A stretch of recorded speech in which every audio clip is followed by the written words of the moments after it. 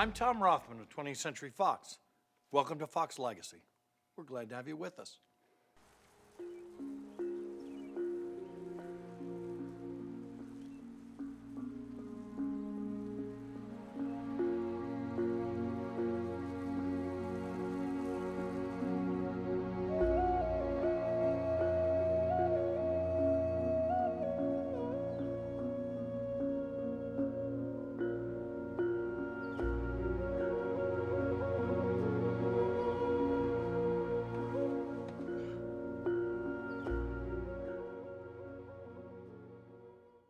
I first met Ang Lee in 1993, although I likely should have met him sooner. Here's how the story goes. Ang and I were both born in 1954. Me, in the Jewish confines of Northwest Baltimore, as we called it, made famous by Barry Levinson in Diner, Tin Men, Avalon, and other films. Ang, a world away in Pingtung, Taiwan, and yet our roads converged, however unlikely. Ang grew up in a middle-class academic household. His father had fled mainland China during the revolution when the communists executed the entire rest of his family. In Taiwan, Shang Li met Ang's mother, herself an exile, and became principal of the high school that Ang himself eventually attended. As if fathers aren't already enough authority figures in Chinese culture. His parents hoped that their son would follow in their academic footsteps and become a teacher. But that wasn't Ang's gift or his destiny. Now, when you meet Ang Lee, he's such a quiet, gracious, unassuming man that you can't imagine he would have the drive and sharp elbows it takes to make movies. Well, at least according to cliche, it does anyway. But if you think it's hard to get here from Baltimore or to make it in Hollywood from where you're sitting tonight, how hard, what inner strength and resolve must it take to leave the cultural confines of a traditional Taiwanese home, move to the United States, go to the University of Illinois, no less, and then to film school at NYU. All that when entertainment is not traditionally held in high esteem as a profession in the culture of his birth. But Ang Lee was born resolute and with determination, and don't ever underestimate the degree of either within him. It's during Ang's time at NYU Film School in the mid-1980s that I would have guessed our paths should have first crossed. At that time, I was a young entertainment lawyer and producer working in New York. I wasn't well known enough for anyone to hire if they could afford to pay someone. So I began to work for free for young filmmakers who couldn't afford anyone. It's kind of like this. I wasn't worth paying for, and they couldn't afford to pay, so it was a perfect marriage. We futured each other. And in that time, just when the home video business was being invented, there happened to be an unrivaled burst of creativity coming out of NYU Film School. NYU in the early 1980s was, to the new wave of American independent cinema, what USC was in the 70s to commercial cinema. And in time, I worked for or with many of that movement's leading lights, including America's greatest defiant indie director, Jim Jarmusch, as well as Spike Lee and many other of Ang's classmates. Indeed, Ang Lee served as an AD and cameraman on Spike Lee's MFA thesis film at NYU, the immortal Joe's Bed-Stuy Barbershop, We Cut Heads. I'm sure Ang and I must have passed each other in Washington Square Park a dozen times, but we didn't meet until 1993. And by 1993, I had moved to Hollywood, done time at Columbia Pictures, and was running production for the Samuel Goldwyn Company. Ang had, after several reels of anguish and development hell, finally gotten his first feature film, Pushing Hands, made, and now had a second, the most unlikely, the most extraordinary, The Wedding Banquet. The Wedding Banquet, which is the middle film in what Ang calls his Father Knows Best trilogy, bookended by Pushing Hands on one hand and Eat, Drink, Man, Woman on the other, all of which star Sheng Leung as a father trying to come to terms with the defections of the younger generation.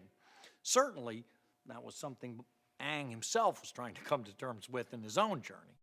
In any case, I adored The Wedding Banquet. I thought I saw in it the work of a true humanist, and despite its ultra-low budget look and feel, actually a great command of craft and craftsmanship. Well, we acquired the film at Goldwyn. It became a true indie hit, got nominated for the Academy Award for Best Foreign Language Film, and Ang Lee was, after years of hard work, an overnight indie film success. The remarkable Sam Goldwyn Jr. helped finance Ang Lee's next film, Eat, Drink, Man, Woman, also a great success and also nominated for an Academy Award for Best Foreign Language Film. Together, those two films appeared to establish Ang Lee as the foremost interpreter of Asian culture clash on film. So as such, well, what did he do?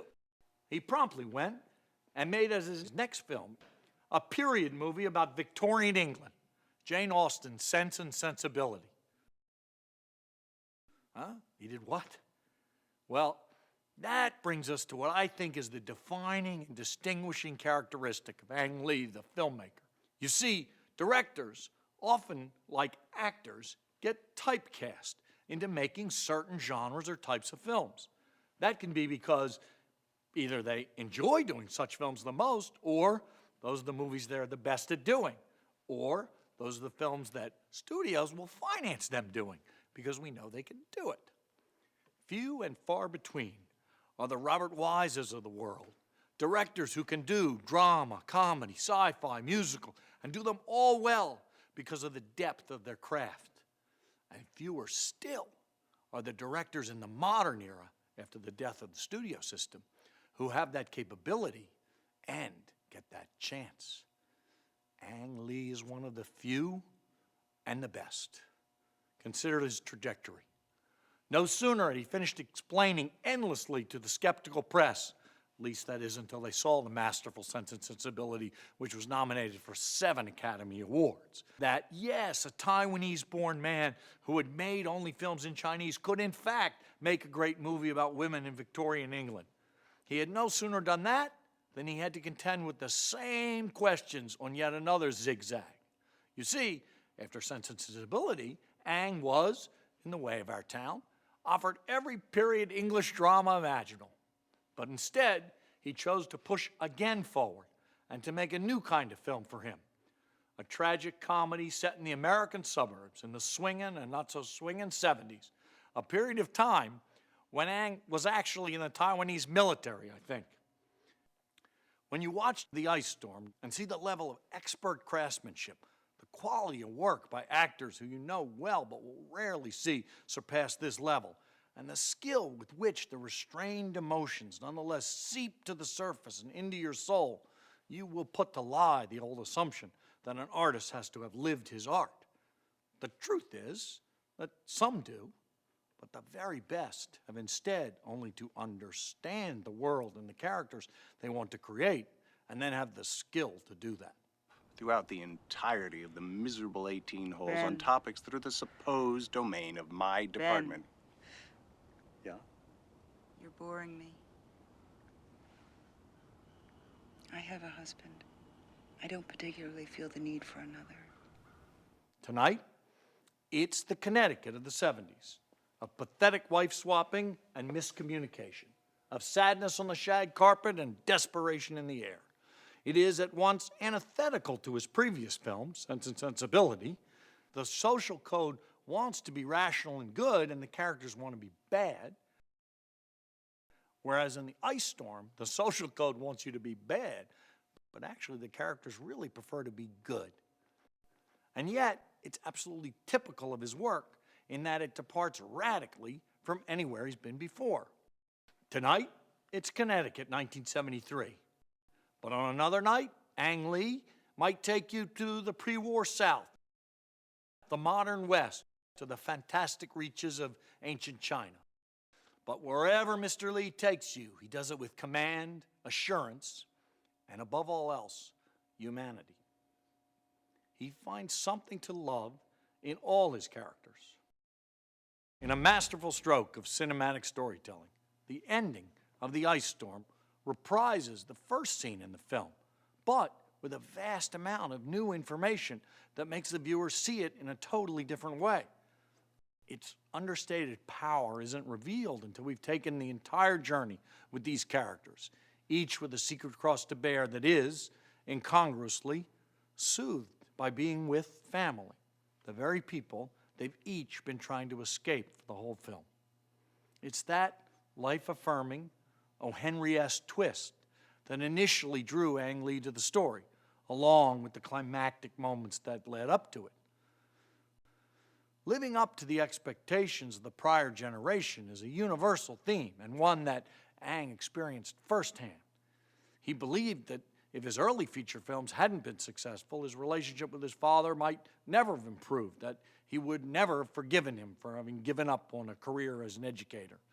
In a way, Ang returned like the prodigal son, but with a clutch of awards to prove his adventure outside the safety of his parents' world was a grand one.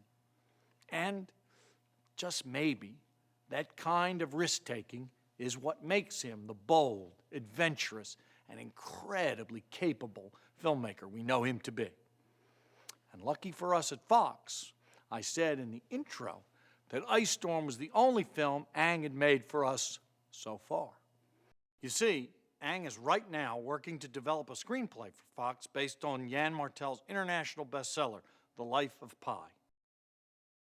Again, an arena unlike any he has ever essayed before. Pi is the story of a young Indian boy, a tiger, and a boat. That is, maybe it's the story of that. It certainly is not like any other film I know of, and its very uniqueness and genre-bending challenges are what make it the kind of film that only a true virtuoso could pull off. Well, The Quiet Man from Taiwan is just such a virtuoso. And I truly hope that the movie gods are kind, and that one day, before too long, I get to introduce you here on the Fox Movie Channel to Ang Lee's second Fox film, The Life of Pi. But willy or nilly, I am his lifelong fan, and I encourage you movie lovers to devour anything Ang Lee makes. Your toes cold?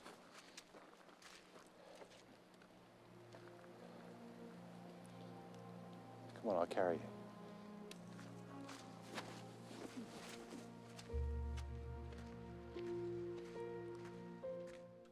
For Fox Legacy, I'm Tom Rothman. We'll see you next time.